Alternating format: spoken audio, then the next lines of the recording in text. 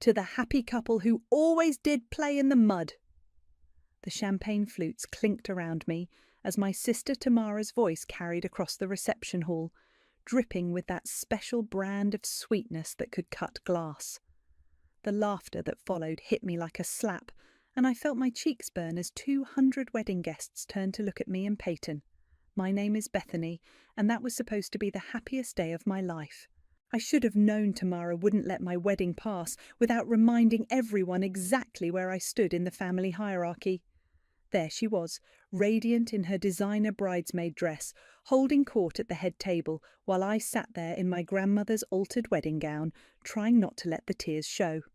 "Bethany, honey, smile," my mother Rosalie hissed from beside me, her perfectly manicured fingers digging into my arm. "People are watching." Of course they were watching. They'd been watching my whole life, waiting to see which Blair sister would stumble first. Spoiler alert, it was always going to be me. Peyton's calloused hand found mine under the table, his thumb tracing gentle circles on my palm. When I looked at him, his brown eyes were steady and kind, completely unbothered by the snickers echoing around us. "Let them laugh," he murmured, leaning close enough that his breath tickled my ear. "We know what we have." God, I loved this man, even covered in a thin layer of dust from the fields he'd been working that morning, because yes, he'd insisted on checking the irrigation system on our wedding day. He was more real than anyone in this room, full of pressed suits and fake smiles. "I still can't believe you're marrying a farmer," my youngest sister Erin whispered, sliding into the empty chair beside me. At 27, she was the diplomatic one, always trying to smooth over the family's rough edges. "I mean, I think it's romantic, but Mum's been popping antacids all week." "Thanks for the pep talk," I said, watching Tamara work the crowd like she was running for office. At 31, she had perfected the art of being the golden child. Stanford MBA, corner office in Manhattan, husband who wore $1,000 suits and talked about market volatility at dinner parties. "That's not what I meant," Erin said quickly. "I just—" "Ladies and gentlemen," my father Donald's voice boomed through the microphone, cutting through the chatter. He stood at the podium, his silver hair perfectly styled, his expression somewhere between resigned and disappointed. "I'd like to say a few words about my daughter Bethany." My stomach dropped. This couldn't be good. "Bethany has always been unique," he began, and I caught Tamara smirking behind her champagne glass. While her sisters focused on their careers and achievements, Bethany chose a different path. A simpler path. The word simpler hung in the air like a judgment. I felt Peyton's grip tighten on my hand. She's chosen to marry Peyton, a man who works with his hands and understands the value of hard work. Donald's pause felt deliberate, calculated. We wished them happiness in their humble life together. The applause was polite but lukewarm. I caught my mother dabbing at her eyes with a tissue, though I wasn't sure if they were tears of joy or mourning. "Your dad's really laying it on thick," Peyton said quietly, his voice steady, despite the insult wrapped in wedding wishes. "He's been practicing that speech for weeks," I replied, watching Tamara lean over to whisper something to her husband Elijah. They both laughed, and I didn't need to hear the words to know they were about me. This was my family. The people who should have been celebrating with me were instead treating my wedding like a funeral for my potential. Every achievement I'd ever earned, my college degree, my teaching awards, the small business I'd built selling organic produce, all of it dismissed because I'd chosen love over status. "You know what?" I said, standing up so abruptly that my chair scraped against the floor. The sound cut through the reception chatter, and suddenly everyone was looking at me again. I raised my water glass, because of course I was too practical to waste good champagne on a toast, and looked directly at my sister. "To family," I said, my voice carrying across the suddenly quiet room. "And to learning who really has your back when it matters." Tamara's smile faltered for just a moment, but she recovered quickly, raising her glass with the rest of the room. The toast felt like a line drawn in the sand, though I don't think anyone else realized it yet. As I sat back down, Peyton leaned over and whispered, "That's my girl." I had no idea how prophetic those words would turn out to be. 3 years later, I stood in Tamara's marble-tiled foyer holding a casserole dish that probably cost less than her doormat. The annual Blair family barbecue was in full swing, and I could already hear the familiar soundtrack of my childhood: clinking glasses, forced laughter, and the subtle art of one-upmanship disguised as conversation. "Bethany!" My mother's voice rang out as I stepped onto the pristine back patio. "There you are. We were just talking about the Hamptons house Tamara and Elijah bought." Of course they were. Tamara glided over in a flowing white sundress that probably cost more than my monthly grocery budget. Her smile was as perfectly maintained as her landscaping. "Oh, you brought food," she said, eyeing my casserole dish like it might contain something contagious. "How thoughtful." "Green bean casserole," I said, setting it down on the catering table next to the professionally prepared spread. "From our garden." "Is it organic?" Elijah appeared beside his wife, martini in hand, his polo shirt so crisp it could cut paper. "Or just basic?" The question hung in the air while several family friends turned to listen. I felt that familiar heat creeping up my neck. "It's homegrown," Peyton said quietly, stepping up beside me.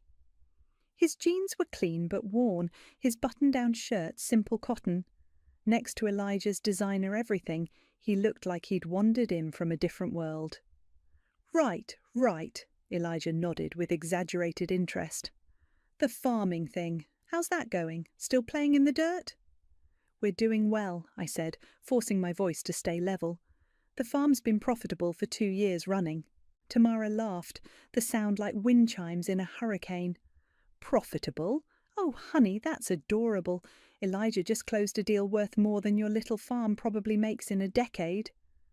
"Actually," my father interjected, walking over with his bourbon, "I've been meaning to ask about that. This farming venture of yours, when are you planning to do something more substantial with your lives?" "Donald," my mother warned, but her tone suggested she wanted to hear the answer too. "We're happy," Peyton said simply. "The work is good. Honest work." "Honest work," Elijah repeated, swirling his martini. "That's one way to put it, though I have to say, watching you two at family events is like watching a nature documentary. Here we see the simple farm folk in their natural habitat." The group around us chuckled. I saw Erin wince from across the patio, but she didn't say anything. "At least we sleep well at night," I said, the words slipping out before I could stop them. The laughter died. Elijah's smile tightened. "What's that supposed to mean?" Tamara asked, her voice sharp enough to cut glass. "Nothing," I said quickly. "Just that physical work makes you tired." But the damage was done. I'd crossed some invisible line and everyone could feel it. "Well," my mother said with forced brightness, "who wants to see the new pool house?" The group dispersed, following Tamara toward the latest addition to her property empire. I started to follow, but Peyton caught my arm. "I'm going to check on the truck," he said. "Make sure we didn't leave the windows down." I knew he just needed air. These gatherings were harder on him than he let on, watching his wife get picked apart by her own family while he stood there powerless to stop it. "I'll come with you," I said, but he shook his head. "Stay. Enjoy your family." The word enjoy carried weight we both understood. I found myself alone by the pool, watching the sun reflect off water that probably cost more to maintain than we spent on groceries. The sound of laughter drifted from the pool house tour, and I wondered what it would feel like to belong in that group instead of always standing on the outside looking in. "They're being awful today," Erin said, appearing beside me with 2 glasses of wine. "Today?" I took the glass gratefully. "This is just Tuesday for them. It's not always like this." "Isn't it?" I turned to look at her. "When was the last time anyone in this family asked about my life without it being a setup for a joke?" Erin was quiet for a moment. "Things have been tense lately, with Elijah's work, I mean. Tamara's been stressed." "Stressed about what?" "I probably shouldn't say anything." "Erin." She glanced around, then leaned closer. Some of his investments haven't been going well, big ones. Tamara's been making comments about having to adjust their lifestyle. Before I could respond, Tamara's voice cut across the patio like a blade. "Bethany, come settle a debate for us." I walked back to the group, wineglass in hand, already bracing myself. "We were just discussing career trajectories," Tamara said, her smile predatory. "And I was telling everyone how you've really found your calling. I mean, not everyone can handle the intellectual demands of, what do you call it, subsistence farming?" The group laughed right on cue. "Though I have to ask," she continued, stepping closer, "don't you ever wonder what you could have accomplished if you'd applied yourself? I mean, really applied yourself instead of settling for this quaint little life?" The words hit like physical blows. Every insecurity I'd ever had about my choices, every moment of doubt, all wrapped up in my sister's perfectly manicured cruelty. I opened my mouth to respond, but Tamara wasn't finished. "I'm just saying, some of us dream bigger than vegetable gardens and county fairs. Real life happens on Wall Street, not in whatever little bubble you've created for yourself." The silence that followed was deafening. Even the people who'd been laughing looked uncomfortable now. I set down my wineglass with a steady hand. "You're right," I said quietly. "Real life does happen, and sometimes it happens in ways you never expect."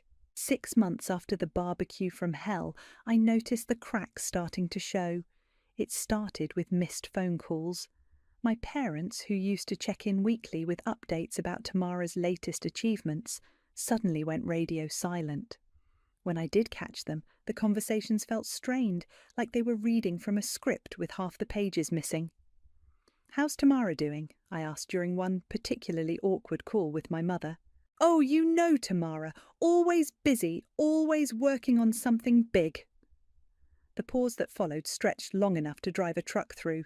"And Elijah?" He's fine. Listen, honey, I have to run. Your father's calling me." Click. I stared at the phone, frowning. In 30 years, my mother had never cut a conversation short, unless someone was literally bleeding. The next red flag came at Erin's birthday dinner. We met at a small Italian place downtown. Nothing fancy, which should have been my first clue. The Blair family didn't do nothing fancy. "Where's everyone else?" I asked as Erin slid into the booth across from me and Peyton. "Mum and Dad had something come up. Tamara and Elijah are dealing with work stuff." "Work stuff on a Saturday night?" Erin picked at her breadstick, avoiding my eyes. "Things have been complicated lately." "What kind of complicated?" "I probably shouldn't." "Erin," I leaned forward, "what's going on?"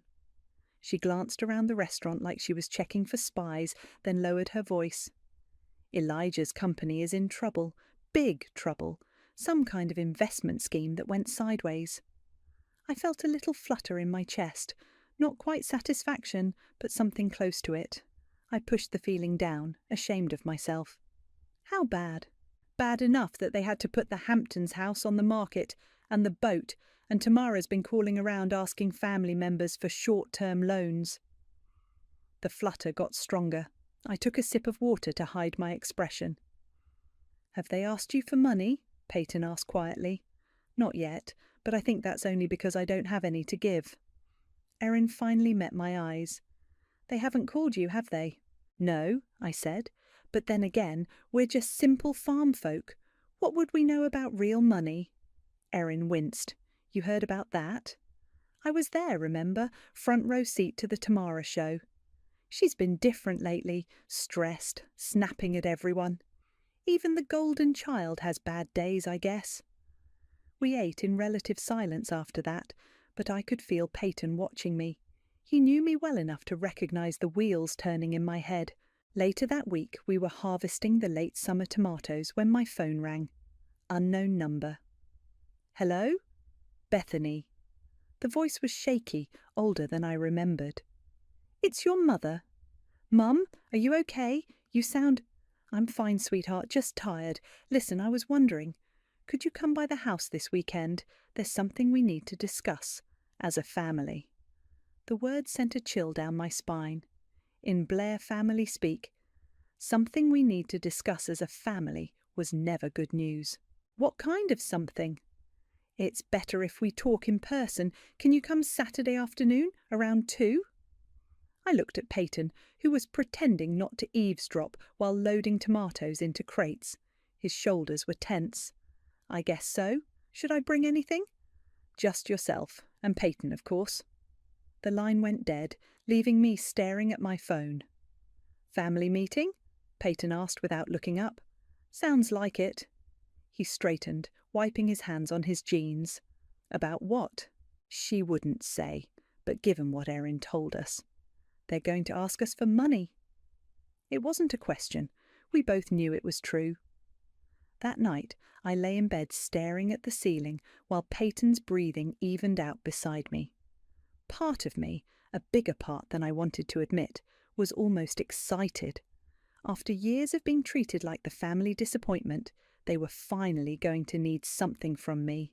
The irony was delicious. All those comments about our simple little life and playing in the dirt, and now they were going to come hat in hand to the farm girl they'd spent decades mocking. But another part of me, the part that still remembered being 7 years old and desperately wanting Tamara to include me in her games, felt sick at the thought of my family's pain. Saturday morning arrived grey and drizzly, matching my mood. Peyton was unusually quiet as we drove to my parents' house, his hands steady on the wheel but his jaw tight. Whatever they ask, he said as we pulled into the familiar driveway, remember that you don't owe them anything. I know. Do you? Because you have a soft heart, Beth, and they know how to use that against you. I looked at the house where I'd grown up, with its perfect lawn and pristine shutters. It looked smaller than I remembered, less imposing. I'll be fine. But as we walked up the front steps, my phone buzzed with a text from an unknown number. Emergency family meeting. Please come. We need you. It was from Tamara. The same sister who'd spent years telling me I'd never amount to anything was asking for my help. I slipped the phone back into my pocket and rang the doorbell, my heart hammering against my ribs. Time to see what real life looked like when it came knocking on the farm girl's door. The living room felt like a courtroom when we walked in. Everyone was already there, arranged in a careful semicircle like they'd been planning this ambush for weeks. My parents sat on the couch, looking older than I remembered. Tamara perched on the edge of the armchair, her designer clothes wrinkled, her usual perfect composure cracked around the edges. Elijah stood by the window, his back to us, hands shoved deep in his pockets. Only Erin looked genuinely uncomfortable, shooting me an apologetic glance from her spot on the ottoman. Bethany, Peyton, my father said, gesturing to the 2 chairs they'd clearly positioned for us. Thank you for coming. We sat down, and I immediately felt like I was on trial. So, I said, breaking the heavy silence, what's this about? My mother twisted her wedding ring, a nervous habit I remembered from childhood. We wanted to talk to you about the family situation. What situation? Elijah finally turned around, and I was shocked by how haggard he looked. The cocky confidence was gone, replaced by something desperate and angry. Cut the act, Bethany, he snapped. You know exactly what situation. Elijah, Tamara warned, but her voice lacked its usual authority. No, I'm done pretending, he continued. Your sister told you about our problems, didn't she? About the investments? I glanced at Erin, who was studying her hands like they held the secrets of the universe. She mentioned you were having some difficulties. Difficulties? Elijah let out a bitter laugh. That's one way to put it.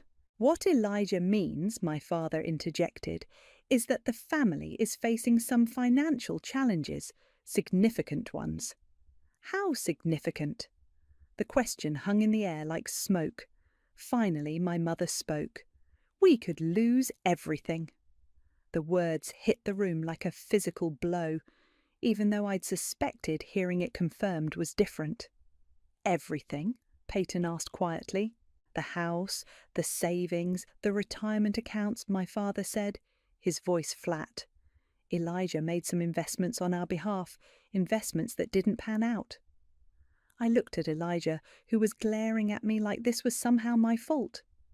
I'm sorry to hear that, I said carefully, but I'm not sure why you're telling us. Because we need your help, Tamara said, leaning forward. For the first time in my life, my sister was looking at me with something that might have been desperation. "I'll help." "Your land," my father said bluntly. "The farm. We need you to sell it." The words hit me like a slap. "Excuse me." "It's the only asset in the family that's not tied up in the mess," my mother explained, her voice pleading. "If you sell the farm, we can pay off the debts and start over." I felt Peyton's hand find mine, his grip steady and warm. "You want us to sell our home," I said slowly, "to fix your mistakes." "It's not about mistakes," Elijah said, his voice rising. "It's about family, about doing what's right." What's right? The words came out sharper than I intended. What's right is asking your family to sacrifice everything they've worked for. "You've worked for?" Tamara stood up, her composure finally cracking completely. "Bethany, you're playing house on a patch of dirt. This is real life, real consequences." "Real consequences for choices you made." "We're family!" my mother cried, tears streaming down her face. "Family helps family." "Where was this family loyalty when you spent years mocking everything we built?" I stood up too, my hands shaking. "Where was it when you treated Peyton like dirt under your shoes?" "That's not fair," my father said, but his voice lacked conviction. "Isn't it? You want to talk about fair? Let's talk about every family gathering where you made us feel like charity cases. Every comment about our simple little life. Every time you acted like we were embarrassing you just by existing." "Bethany," Erin started, but I was on a roll now. "And now, when your golden boy's schemes fall apart, suddenly you remember we exist? Suddenly we're family." "This isn't about the past," Tamara said, her voice desperate. "This is about now, about survival. Your survival, built on our sacrifice." "It's just land!" Elijah exploded. "It's dirt and weeds and nothing. You could buy another farm anywhere." The silence that followed was deafening. Even he seemed to realize he'd gone too far. Peyton stood up slowly, his movements deliberate and controlled. "I think," he said quietly, "we should go." "Wait," my mother pleaded. "Please, just think about it. We're not asking you to decide right now." Actually," my father said, his voice hard, "we are. The creditors won't wait much longer. We need an answer by Monday." "Monday?" I stared at him. "You're giving us 2 days to decide whether to destroy our lives for you." "You're being dramatic," Tamara said, but her voice was shaking. "It's just property. We're talking about people's lives here, my daughter's future." "What about our future?" "You don't have children," she shot back. "You don't understand what's at stake." The words hit like a physical blow, the unspoken implication that our childless marriage somehow made our lives worth less, hung in the air between us. Peyton's jaw tightened, and I saw his hands clench into fists. "We're leaving," I said, grabbing my purse. "Bethany, please," my mother called as we headed for the door. "Just think about it, please." I turned back one last time, looking at these people who shared my blood but felt like strangers. "I'll think about it," I said. "But you should think about something too.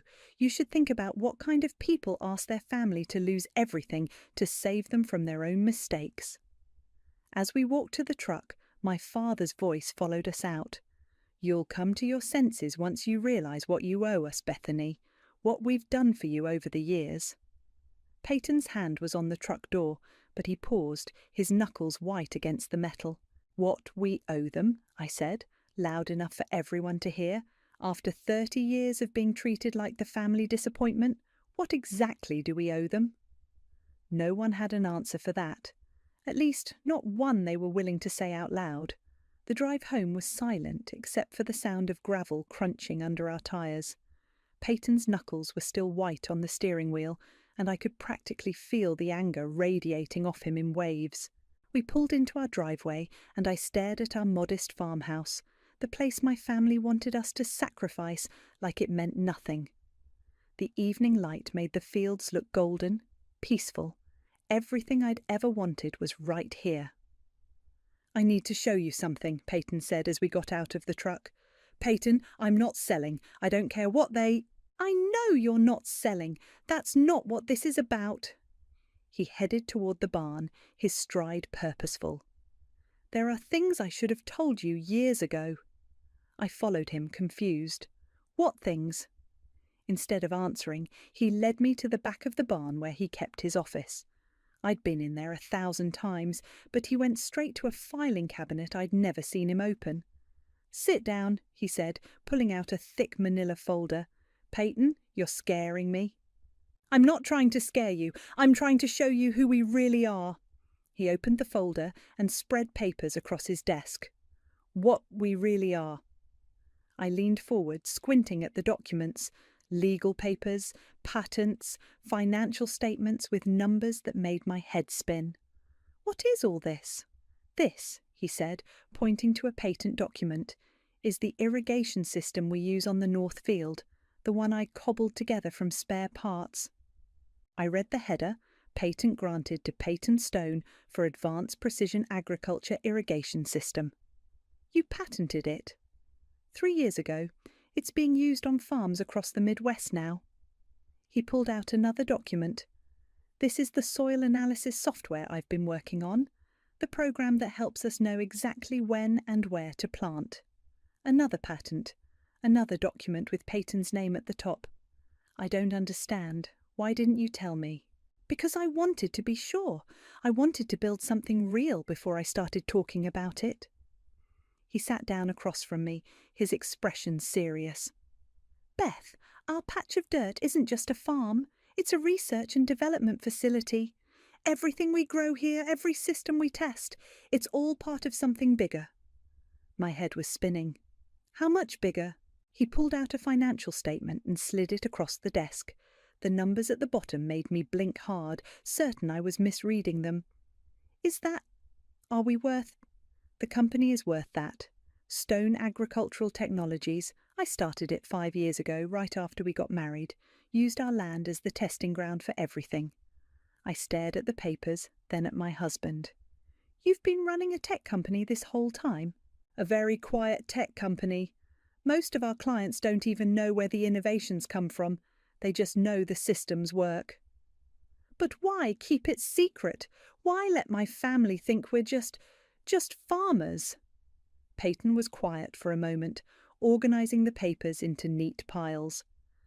"Because I wanted to see who they really were," he said finally. "I wanted to see how they'd treat us when they thought we had nothing to offer." The words hit me like a physical blow. "You knew, all this time you knew how they saw us, and you just let it happen?" "I let them show their true colours, yes." "While I suffered through every family gathering, thinking we really were the poor relations." "Beth, do you have any idea how that felt? Sitting there while they mocked everything we'd built, thinking maybe they were right. Maybe I had thrown my life away." Peyton reached for my hand, but I pulled back. "You let me doubt myself. You let me think we were struggling while you were sitting on all this." "We were never struggling. Our bills were always paid. We never wanted for anything. That's not the point." I stood up, pacing to the window. "The point is, you let me feel small. You let them make me feel small. I never wanted that. But you allowed it." The silence stretched between us, heavy with years of unspoken truths.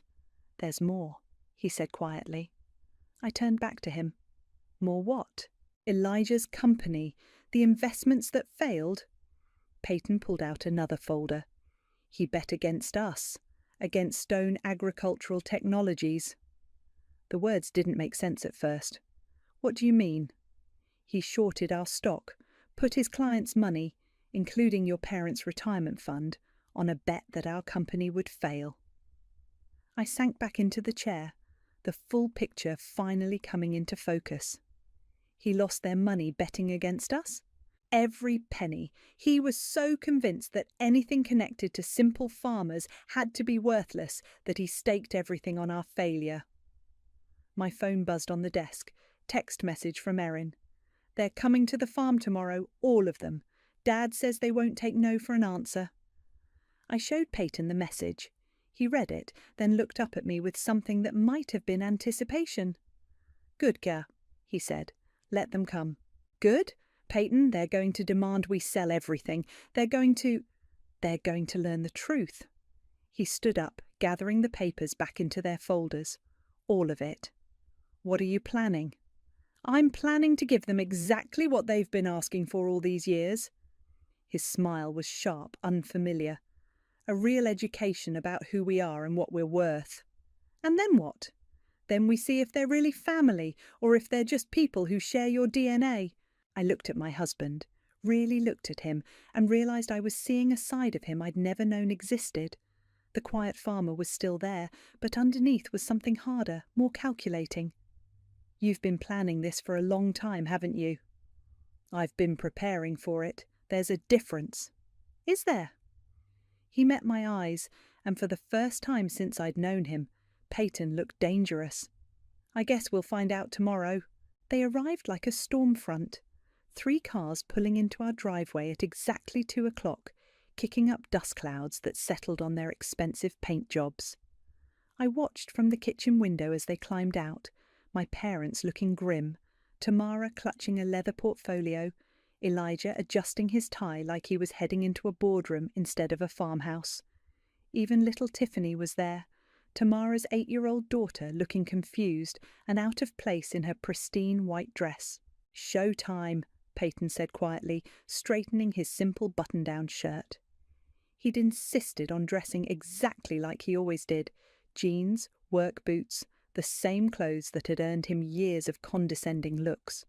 The knock on our door was sharp, authoritative, my father's knock. I opened it to find them arranged like a delegation, my parents flanking Tamara and Elijah, with Erin hovering uncertainly in the back, holding Tiffany's hand. "We need to talk," my father said without preamble. "Come in," I said, stepping aside. They filed into our living room, and I watched them take in the simple furniture, the handmade quilts, the family photos on the mantel. The same room they'd been in dozens of times, but now they were seeing it differently, calculating its worth, measuring its sacrifice potential. "Please sit," Peyton said, gesturing to the couch and chairs. "We'd rather stand," Elijah said, his voice tight with barely controlled desperation. "This won't take long." "Actually," my father said, pulling out a folder, "we brought the paperwork to make this easier." He set it on our coffee table, like he was serving a legal summons. "Sale documents for the property. We've already had it appraised, found a buyer. All you need to do is sign." I stared at the papers, then at my family. "You had our land appraised, without asking us?" "We're trying to be efficient," my mother said, her voice strained. "Time is a factor here." "Whose time?" Peyton asked mildly. "Don't play games," Elijah snapped. "You know exactly what's at stake. Your parents could lose their house. Tamara and I could lose everything. Tiffany could lose her college fund, her future." "Daddy, what's happening?" Tiffany asked, tugging on her father's sleeve. "Nothing, sweetheart," Tamara said quickly. "The adults are just talking." "About what?" "About family," my mother said, her eyes fixed on me. "About how family takes care of each other." I felt the familiar guilt starting to creep in, the same feeling that had controlled me my entire life. But then I looked at Peyton, who was watching the scene with an expression I couldn't quite read. "You're right," he said suddenly. "Families should take care of each other." Relief flooded my mother's face.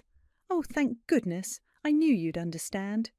"Which is why," Peyton continued, walking to his desk in the corner, "I think it's time we had an honest conversation about family."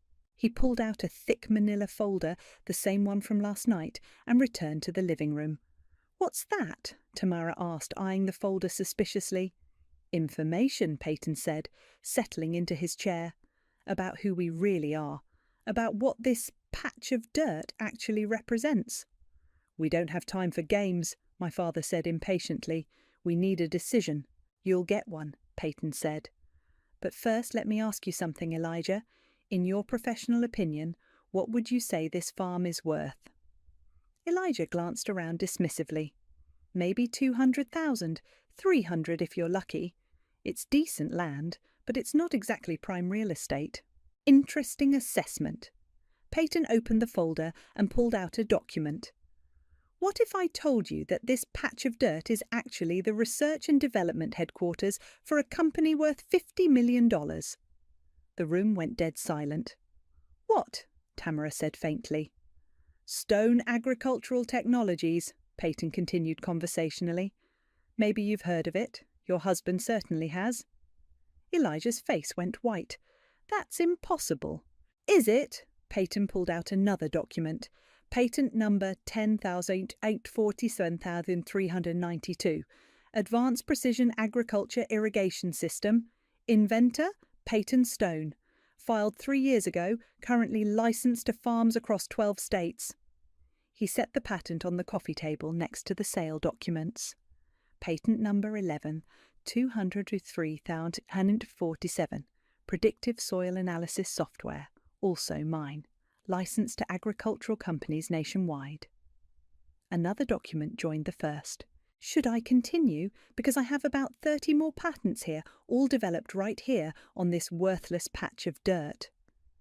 My mother was staring at the papers like they were written in a foreign language. I don't understand. It's simple, Peyton said. While you were all busy looking down on us, we were building something significant. But you're just a farmer, my father said weakly. I'm a farmer who happens to hold a PhD in agricultural engineering from MIT. I'm also the CEO of a company that revolutionizes how food is grown in this country. Tamara sank into the nearest chair. This can't be real. Oh, it's real. Peyton pulled out a financial statement. Want to see our quarterly earnings? The numbers on the page made Elijah physically recoil. But wait, Peyton said, his voice taking on a harder edge. There's more. Elijah, you mentioned being familiar with Stone Agricultural Technologies. I might have heard the name. You did more than hear it. You bet against it. You convinced your clients, including Bethany's parents, to short our stock. The silence was deafening. You lost their retirement money betting that we would fail, Peyton continued. You were so convinced that anything connected to simple farmers had to be worthless that you staked everything on our destruction. Elijah's mouth opened and closed like a fish gasping for air. The beautiful irony, Peyton said, standing up, is that you didn't just lose their money, you lost it to us. Every dollar you gambled against Stone Agricultural Technologies went straight into our pockets when our stock price doubled. Oh my God, Erin whispered. So when you ask us to sell our land to save you from your mistakes, Peyton continued, you're asking us to sacrifice our life's work to fix the damage you caused by betting against our life's work. The front door opened, and a man in an expensive suit walked in like he owned the place. Sorry I'm late, he said, setting a briefcase on the table. Traffic was murder. Everyone, Peyton said calmly, I'd like you to meet Leonard Wise, our attorney. Leonard smiled at the room full of stunned faces. I believe you have some questions for my client. Leonard opened his briefcase with the precision of a surgeon, pulling out documents and arranging them on our coffee table like he was setting up for surgery. The sale papers my father had brought suddenly looked pathetic next to the official legal documents spreading across the surface. Let's start with the basics, Leonard said, adjusting his glasses. The property in question is owned outright by Stone Agricultural Technologies, a corporation wholly owned by Peyton and Bethany Stone. No liens, no mortgages, no encumbrances of any kind. That's impossible, my father said. We helped them with the down payment, which was repaid in full with interest 18 months after the purchase. Leonard interrupted smoothly. I have the cancelled cheques right here. He slid a document across the table. My father stared at it like it might bite him. Furthermore, Leonard continued, any attempt to force a sale through legal channels would be inadvisable. The property is protected under several agricultural preservation statutes, and the ongoing research conducted here has federal grant protections. Federal grants? My mother whispered. Oh yes, Peyton said. The Department of Agriculture has been very interested in our work. We're currently developing drought-resistant crop systems that could revolutionize farming in climate-affected regions. Elijah finally found his voice. This is all very impressive, but it doesn't change the fact that we're family, that we need help. Family, I repeated, standing up. The word tasted bitter in my mouth. Let's talk about family, shall we? I walked to the mantel and picked up a framed photo from my college graduation. Remember this day? I graduated summa cum laude with a degree in environmental science. You know what you said to me, Dad? My father's face was stone. You said, too bad it's not a real degree like business or law. You said I'd wasted 4 years studying dirt and plants. I set the photo down and picked up another one, our wedding day. And this day, when I married the love of my life, you spent the entire reception apologising to people for my poor choice. You told Aunt Margaret that you hoped I'd come to my senses before it was too late. Bethany, my mother started. I'm not finished. My voice was steady, but my hands were shaking. Every family gathering for 5 years, every holiday, every birthday, every celebration, you made sure I knew exactly where I stood, the disappointment, the failure, the one who settled for less. Tamara was crying now, mascara streaking down her cheeks. We didn't mean... You meant every word. I turned to face her directly. You called our life a joke. You said real life happens on Wall Street, not in our little bubble. You mocked everything we built, everything we cared about.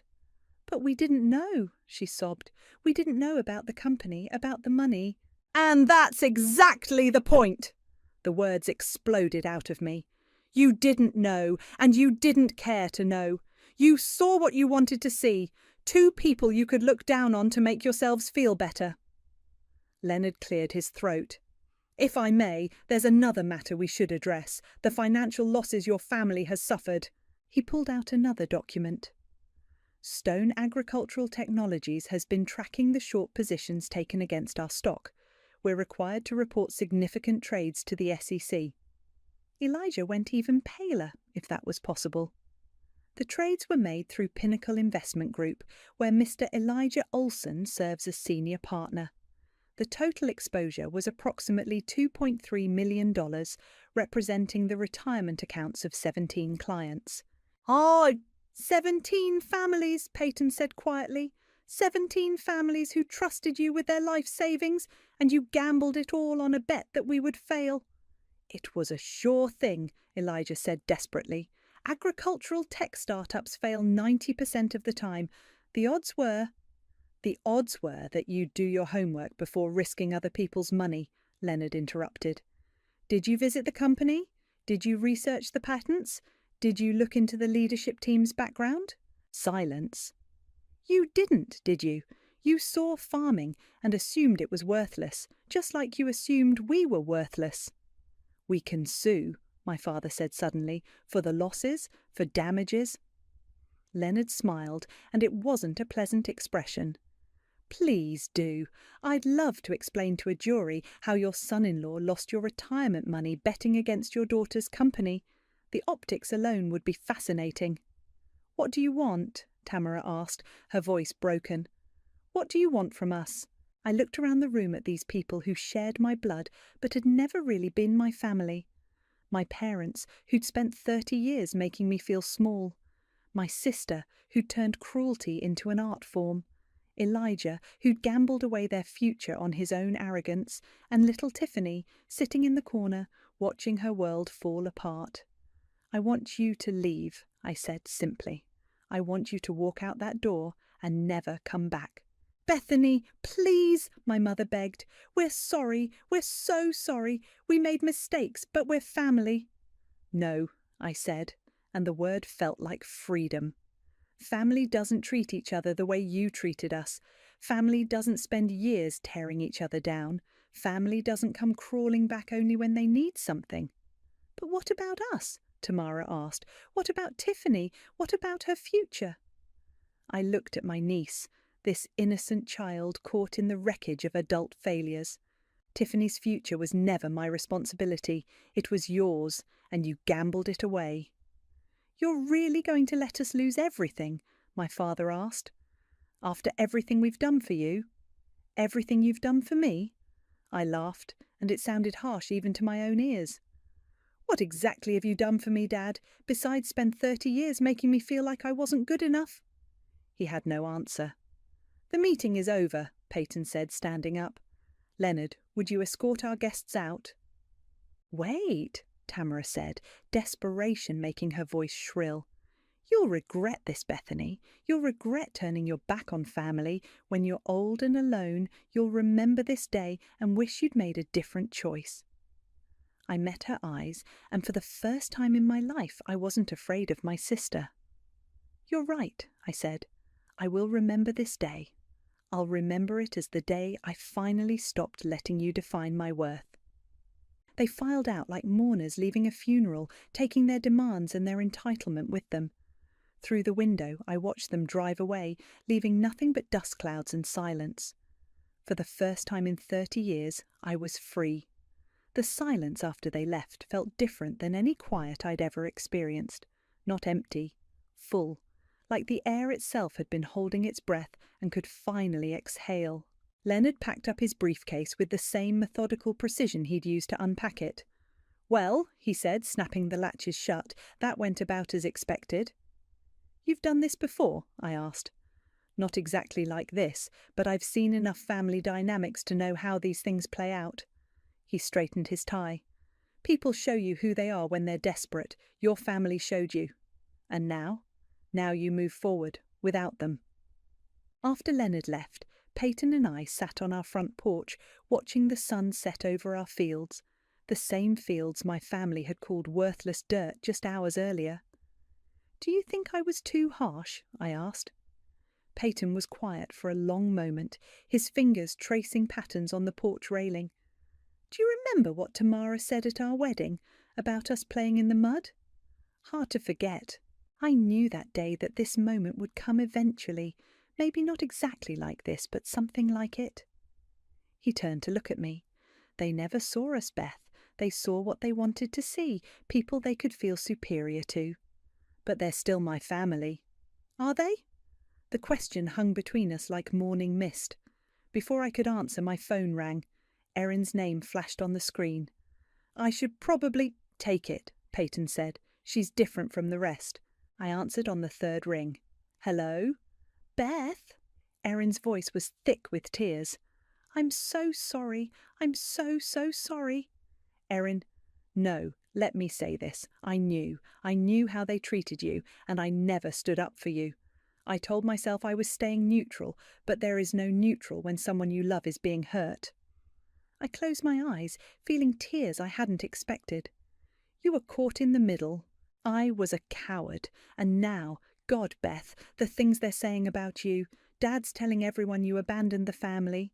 Mum's acting like you personally destroyed their lives. And Tamara? What about Tamara? She's bitter, really bitter. She keeps saying you planned this whole thing, that you and Peyton set them up somehow. We didn't set anyone up. We just stopped pretending to be less than we are. I know that. I know you, even if I didn't defend you like I should have. Erin's voice cracked. Can you ever forgive me? I looked out at our land, at the life Peyton and I had built together despite everything. You're calling me now. That counts for something. I want to see you, not to ask for anything, just... I miss my sister, the real one, not the version they tried to make you into. Come for dinner Sunday. Bring whoever you want, but leave the drama at home. Just me, I promise. After I hung up, Peyton reached over and took my hand. One down. Think any of the others will come around? Does it matter? I considered that. A week ago, the thought of losing my family would have terrified me. Now, sitting here with my husband on land we owned free and clear, surrounded by the success we'd built together, it felt more like shedding old skin. No, I said finally, it doesn't matter. The next morning I was in the garden when I heard a car in the driveway. My heart jumped, wondering if my parents had come back to try again, but when I looked up, I saw a woman I didn't recognise climbing out of a small sedan.